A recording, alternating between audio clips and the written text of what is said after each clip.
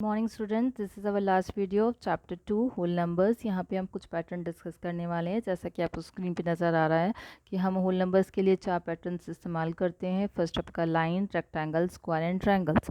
Line के लिए हमने एग्जाम्पल लिया है नंबर 2 को, तो हमें 2 को 2 डॉट से हम रिप्रेजेंट कर सकते हैं।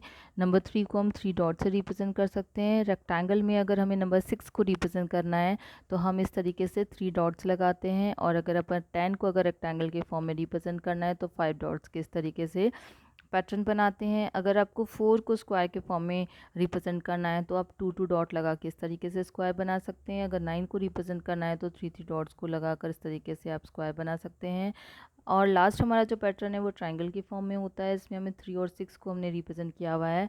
3 के लिए हमें 3 डॉट्स लगाया, और यहाँ पर जो है हमने 6 डॉट्स को इस तरीके से ट्रायंगल की फॉर्म में अरेंज किया हुआ है। इस तरह का पैटर्न इस्तेमाल करने से हमारी कैलकुलेशन काफ़ी सिंपल और ईजी हो जाती है। अब हम अपनी जो है इस चैप्टर की जो लास्ट एक्सरसाइज है 2C स्टार्ट कर रहे हैं। जो हमारा क्वेश्चन नंबर फर्स्ट और सेकंड है वो बिल्कुल थ्योरेटिकल क्वेश्चन है। उसमें हमें ज़्यादा कुछ कैलकुलेशंस नहीं करनी है। सिर्फ उन्होंने सिंपल सा ये फर्स्ट क्वेश्चन में ये पूछा गया है कि अगर हम दो होल नंबर्स को प्रोडक्ट मतलब मल्टीप्लाई करते हैं, और अब अगर आंसर हमारा ज़ीरो आ रहा है तो वो पूछ रहे हैं कि क्या एक नंबर ज़ीरो होगा या दोनों ज़ीरो होंगे। तो हम ये कहेंगे कि एक या दोनों भी ज़ीरो हो सकते हैं। अगर एक ज़ीरो होगा तो भी आंसर हमारा ज़ीरो होगा, अगर हमारे पास दोनों ज़ीरो होते हैं तो भी हमारा आंसर ज़ीरो आता है।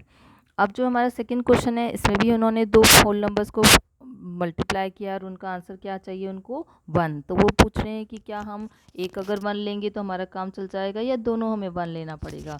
तो हमें इसके लिए आंसर क्या लिखना पड़ेगा, बोथ नंबर्स जो हैं वो क्या होने चाहिए, 1 होने चाहिए, शुड बी 1। क्यों?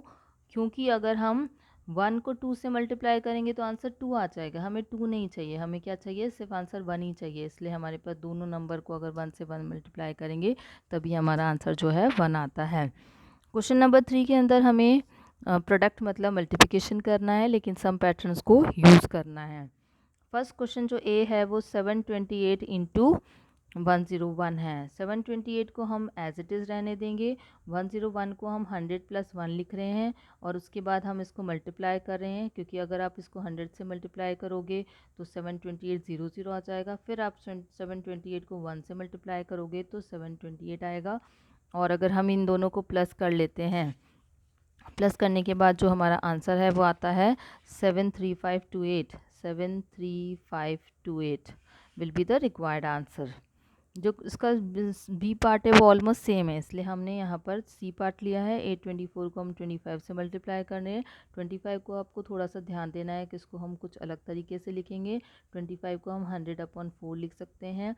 फिर आपको 100 से मल्टीप्लाई करेंगे तो 824 0 हो जाएगा। इसको अगर हम 4 से डिवाइड कर रहे हैं तो हमारा आंसर आ रहा है 20600। इसी तरीके से अगर आपको 125 दे रखा है, जैसे क्वेश्चन नंबर डी के अंदर 4275 इंटू 125 है, तो 125 को हम कैसे लिखेंगे, 4275 इंटू 1000/8। वापस आपको क्या करना है, 4275 को 1000 से मल्टीप्लाई करना है और 8 से डिवाइड करना है। तो जो हमारा आंसर आ रहा है 534,375। ओके, उसके बाद हमें जो क्वेश्चन नंबर 4 है उसके अंदर इन्होंने बोला है स्टडी द पैटर्न, और स्टडी पैटर्न को स्टडी करने के बाद हमें सिर्फ लास्ट की 2 स्टेप्स लिखनी है। तो अगर आप ये क्वेश्चन को थोड़ा सा ध्यान से देखेंगे तो जो हमारा लास्ट स्टेप है उसी के आगे हम कंटिन्यू करके 2 नए स्टेप्स लिख सकते हैं।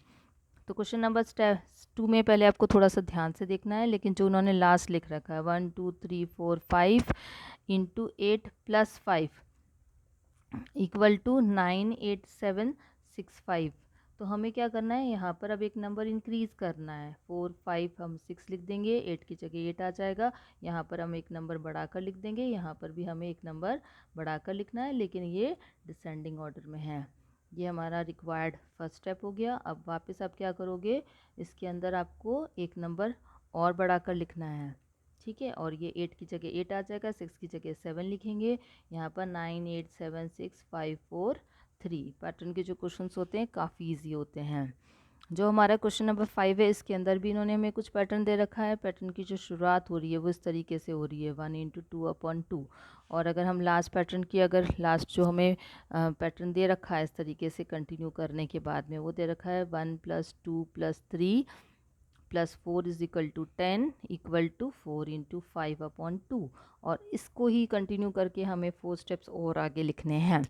तो हम जैसे देख सकते हैं कि अगर आप इसमें नंबर 1 आपको और ऐड करना है तो हम यहाँ लिखेंगे 1 + 2 + 3 + 4 + 5 इक्वल टू कितना हो जाएगा 15। यहाँ 4 इंटू 5/2 है, तो नेक्स्ट पे आपको क्या लिखना पड़ेगा 5 इंटू 6/2।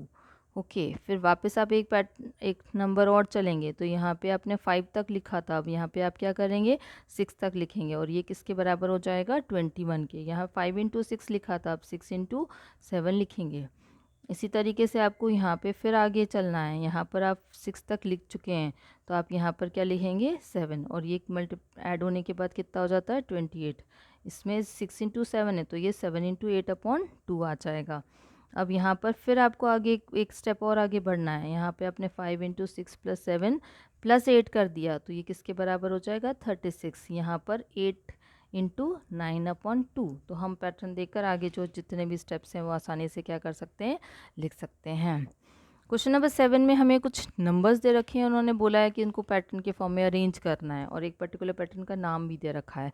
तो आपको वही पैटर्न जो है सेम टू सेम बनाना पड़ेगा, जैसा कि आपको क्वेश्चन में डिस्क्राइब किया गया है।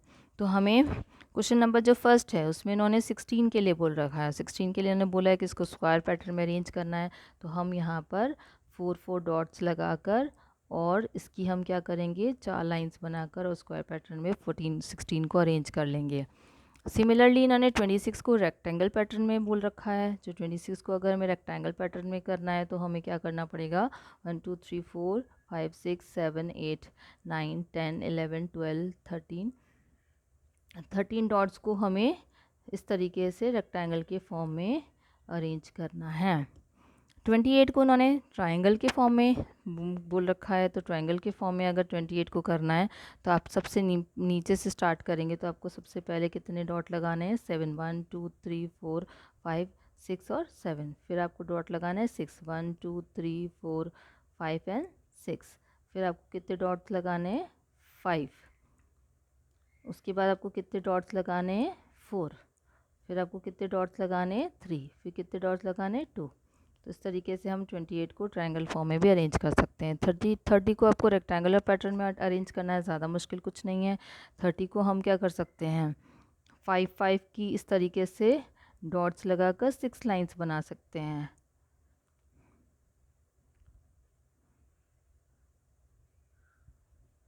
वन 2 3 4 5 और 6, क्योंकि हमें पता है 6 5 जा 30 होता है। उसके बाद क्वेश्चन नंबर 8 थोड़ा सा हमारा इंपॉर्टेंट है। इन्होंने हमें बोल रखा है कि इस पैटर्न को स्टडी करिए और आपको 12 का स्क्वायर निकालना है। ये हमारे स्क्वायर निकालने में काफ़ी हेल्पफुल होता है। हम जानते हैं कि 1 जो है 1 स्क्वायर के बराबर होता है। 1 + 3 जो है वो 2 स्क्वायर के बराबर है। 1 + 3 + 5 जो है वो हमारे 3 स्क्वायर के बराबर है। तो ये हमें बोल रहे हैं कि फर्स्ट 12 ऑड नंबर्स का स्क्वायर निकालना है। फर्स्ट जो 12 ऑड नंबर्स का अगर हम स्क्वायर निकालते हैं, 12 ऑड नंबर्स का अगर आप स्क्वायर निकालेंगे तो आपको कुछ नहीं करना है। जो नंबर होता है उसका आपको 12 का स्क्वायर लेना है। तो जो फर्स्ट 12 जो नंबर्स हैं उसका जो स्क्वायर होता है वो आपका आंसर आ जाएगा 144। सिमिलरली जो नेक्स्ट में उन्होंने बोल रखा है कि फर्स्ट 50 ऑड नंबर्स का आपको सम निकालना है। तो आप क्या करोगे 50 का अगर आपको ऑड नंबर्स का सम निकालना है तो 50 का स्क्वायर करेंगे। 50 का स्क्वायर होता है हमारा 2500। उसके बाद जो हमारे इसके अंदर लास्ट क्वेश्चन आ रहा है। लास्ट क्वेश्चन में इन्होंने बोल रखा है कि एक ऐसा नंबर होता है जिसको हम स्क्वायर पैटर्न में और ट्रायंगल पैटर्न में दोनों में अरेंज कर सकते हैं। तो वो नंबर कौन सा है 36।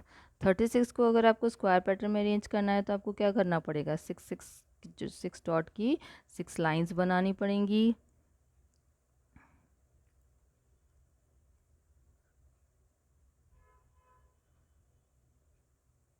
ये हमारा स्क्वायर पैटर्न हो जाएगा। और अगर आप इसके बाद में ट्रायंगुलर शेप में शुरू करेंगे तो ये 1 2 फिर ये 3 ये 4 ये आपका 5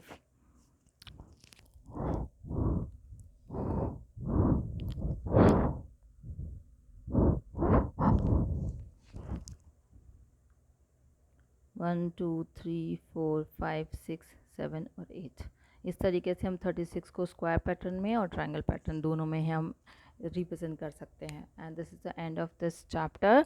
सी you in the next chapter.